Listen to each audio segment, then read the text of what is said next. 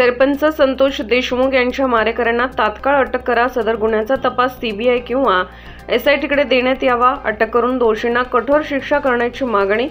सकल मराठा समाजाचे जिल्हाधिकारी कार्यालयासमोर निदर्शने। बीड जिल्ह्यातील केज तालुक्यातील मसाजोग गावचे सरपंच संतोष देशमुख यांचे भर दिवसा अपहरण करून नियोजित कट करून निर्गुण हत्या करण्यात आली। संतोष देशमुख यांच्या हत्येचे संपूर्ण राज्यभरात पडसाद उमटताना पाहायला मिळत आहेत। सकल मराठा समाजाच्या वतीने धुळे जिल्हाधिकारी कार्यालयासमोर देखील संतोष देशमुख यांच्या हत्येच्या निषेधार्थ निदर्शने करण्यात आले।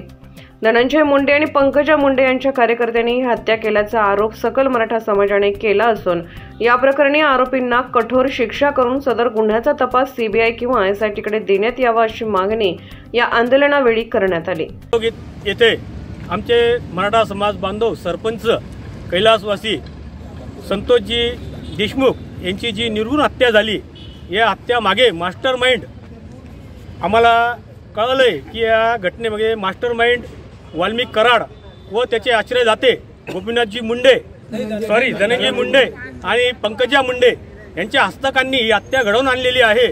तरी आम्ही सरकारला आमच्या सकल मराठा समाजामार्फत विनंती करतोय की जे हत्यारे आहेत त्या हत्यारांवर मोक्का अंतर्गत कारवाई केली गेली पाहिजे आणि ही चौकशी सीआयडी मार्फत न करता एसआयटी मार्फत चौकशी झाली पाहिजे अशी सकल मराठा समाजाची मागणी आहे।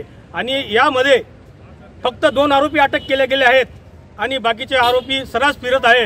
यांना लवकरात लवकर अटक करून यांची नार्को टेस्ट करून खरा दोषी कोण आहे यापर्यंत या सरकारने पोहोचलं पाहिजे अशी माफक आणि साधी अपेक्षा या मराठा समाजाची आहे। आणि लवकरात लवकर स्वर्गीय संतोष देशमुख यांना न्याय मिळावा अशी आम्ही सर्व सकल मराठा समाजामार्फत मागणी करत आहोत। जय जिजाऊ जय शिवराय। धुळे जिल्हा प्रतिनिधी माहेश्वरी शिसोदे।